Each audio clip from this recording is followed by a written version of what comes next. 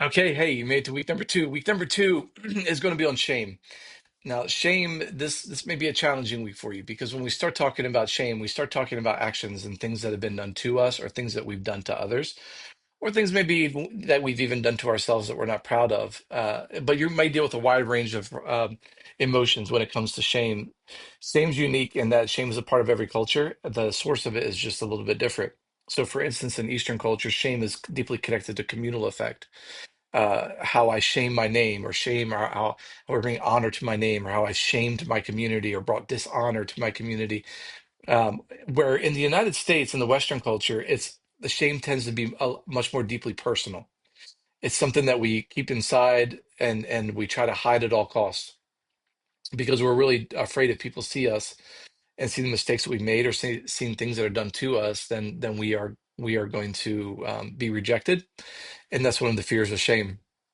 So.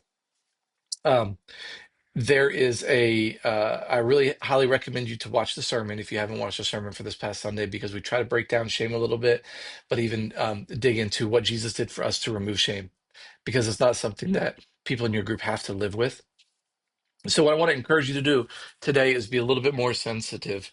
Um, it doesn't mean that again, this isn't a counseling session. Your group is not a counseling session. You're not equipped to do that. I'm not equipped to do that.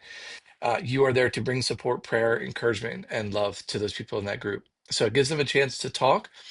If there's suggestions and help steps that they need to make, I really want to encourage you to do that after the group is over, and have those conversations. Then make sure that you limit the crosstalk.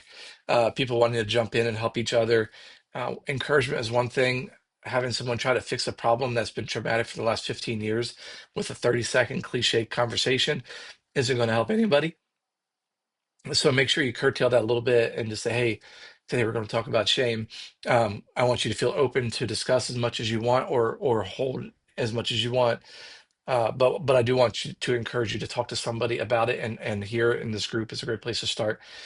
Um, if this is done well in this week on shame, what you may find for the rest of the weeks is that your group will open up a little bit more, because when you start dealing with shame, you start dealing with some very vulnerable things, and when they start opening up about shame, they'll be willing to open up about other things, and so you may find intimacy in your group grow after this week.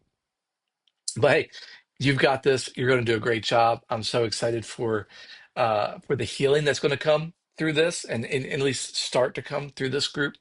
And if you have any questions, email us, groups@faithishere.org. We'd be happy to help, make sure, or talk to your leadership team at your church. God bless.